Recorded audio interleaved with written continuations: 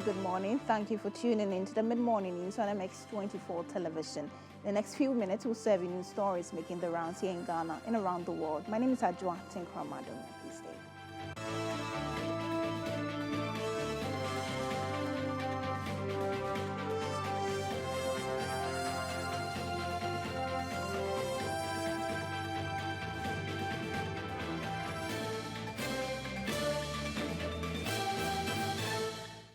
We're grateful for your company. We'll get into our stories now. In a 35-page judgment by the Supreme Court on why it ruled that James Gyakye was not qualified to contest the 2020 parliamentary election in the Asen North constituency has caused controversy, with many, especially in the National Democratic Congress, disagreeing with the court's ruling. Some have described the apex court's ruling as strange, and one of such is the National Communications Officer of the NDC, Sami Jemfi, who believes that the court ruling is strange. The Supreme Court based its ruling on old decisions of the court or judicial precedents as far as citizenship and allegiance is concerned, as far back as to its decision in the Asari versus Attorney General case in 2012.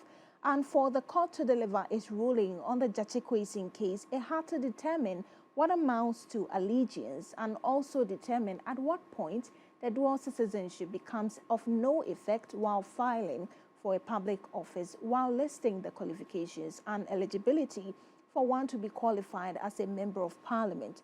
On allegiance, the court referred to Article 94(2)(a) of the Constitution, which restrains a person with dual citizenship from holding certain public offices solely on the reason that once Gyakye had not received his certificate of renunciation of his Canadian citizenship at the time he filed to contest as an MP, he was still considered a citizen of Canada and owed allegiance to the country and was therefore not qualified to contest.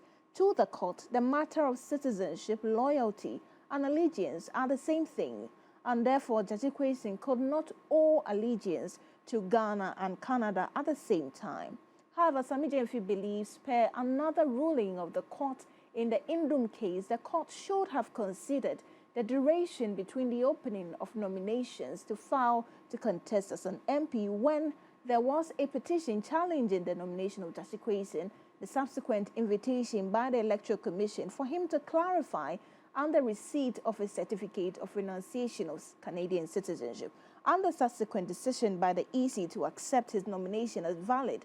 But the court says the decision by the EC should be declared null and void because it does not sit well with the reasoning of the court as far as dual citizenship cases are concerned.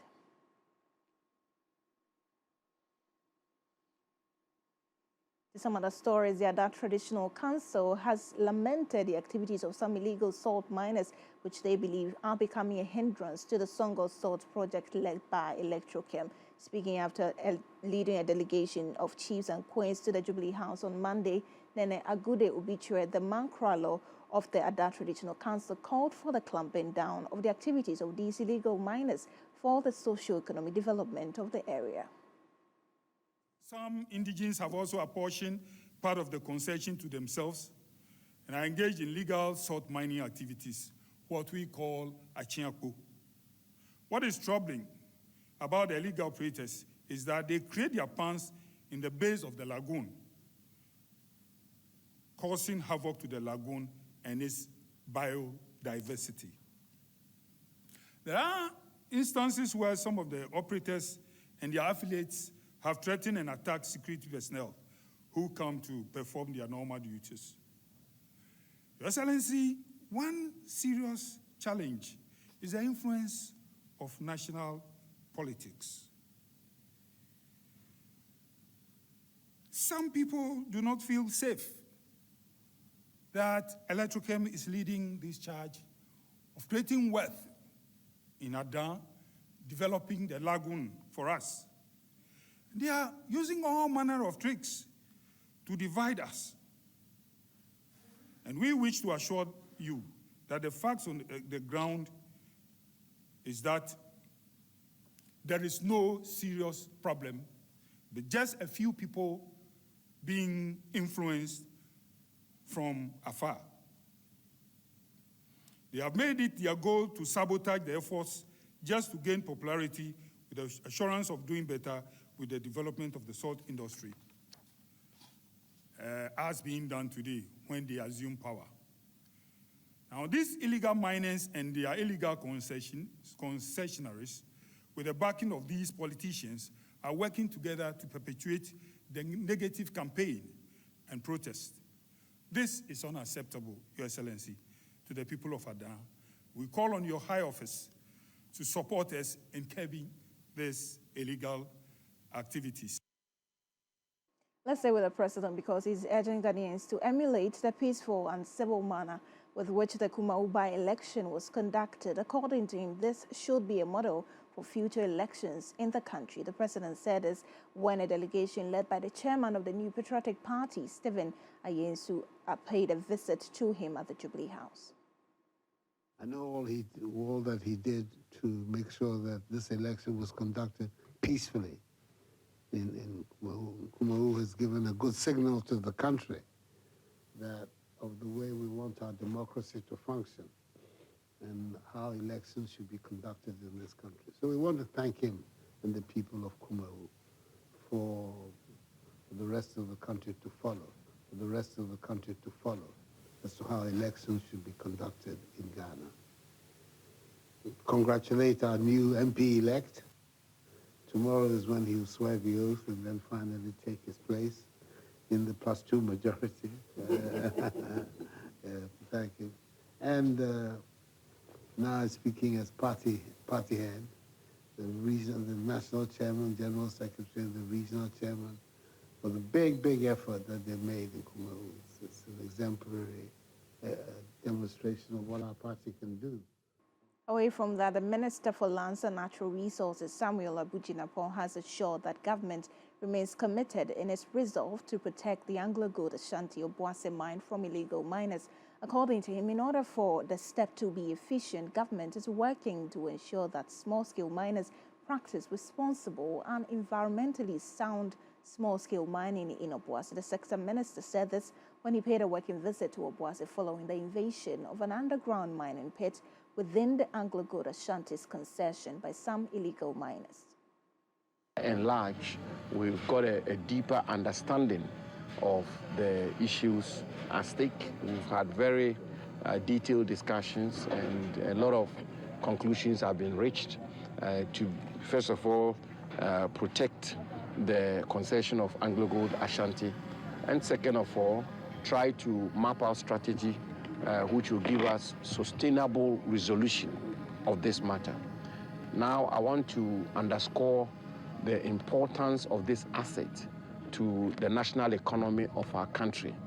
As we all are very aware, this mine was under care and maintenance in 2016, and the mine was put under care and maintenance as a result, primarily, of some of the activities taking place today, some of the illegal activities taking place today, which is what culminated in the mine being put under care and maintenance. Through the instrumentality of President Akufo-Addo and His Majesty Asankehene and other stakeholders, the mine was brought back to life in 2019, and which is why I say that we are very determined to protect this mine, protect Anglo-Gold Ashanti's concessions, and therefore the mining laws of our country will be enforced and enforced strictly.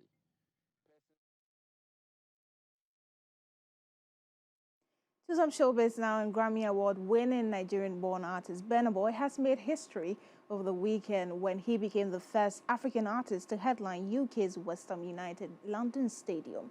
The stadium, which has a 60,000 capacity space usually for football games, hosts at least 80,000 people for entertainment events. This was during his Love Damini tour to London on June 3rd, 2023. The Afrobeat singer and global hit maker, backed by his band The Outsiders, delivered a dazzling performance at the sold-out London Stadium. Burna Boy treated fans to a set list that included as many as 49 songs from his litany of hits. This performance puts Burna Boy in the light of African artists who continue to set the pace and lead the international push for Afrobeat.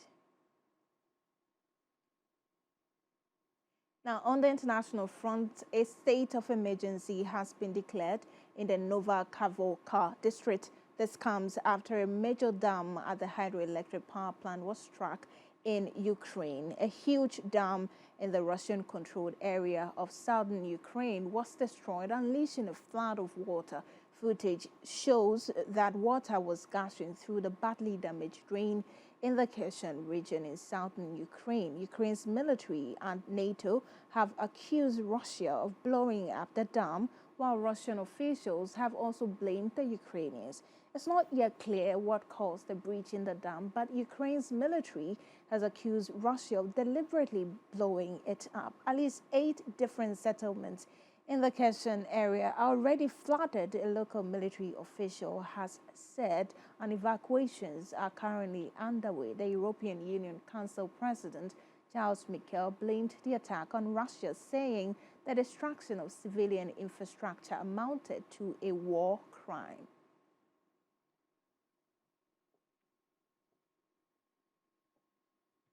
Okay, 58.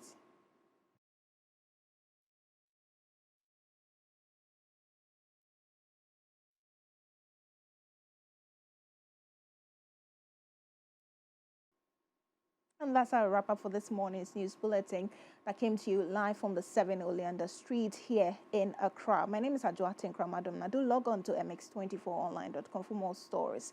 Have a good afternoon.